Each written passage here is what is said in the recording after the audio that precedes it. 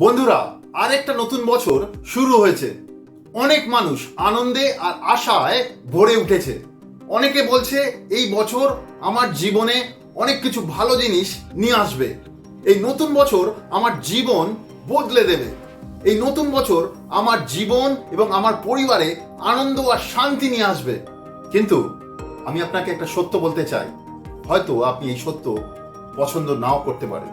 এই নতুন বছর নিজে থেকে আপনার জীবনের জন্য কোনো কিছু ভালো নিয়ে আসতে পারে না।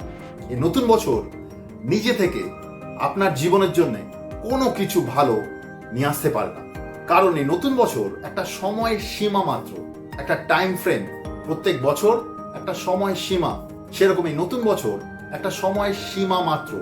নতুন বছর মানে তারিখ বদলে গেল। নতুন বছর কিন্তু নিজে থেকে মানুষের হৃদয়কে বদলাতে পারে না। নতুন বছর আমাদের পাপের ক্ষমা দিতে পারে না। নতুন বছর আমাদের বন্ধন থেকে মুক্ত করতে পারে না।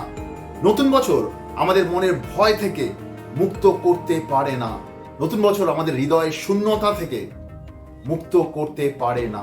কারণ সময় মানুষকে বদলাতে পারে না, কিন্তু প্রভু যীশু খ্রিস্ট তিনি বদলাতে পারেন। যদি আপনি প্রভু যীশু খ্রিস্টকে বিশ্বাস করেন আর তাকে বিশ্বাস করে যদি আপনি চলেন, তাহলে আপনার জীবন বদলাতে পারে।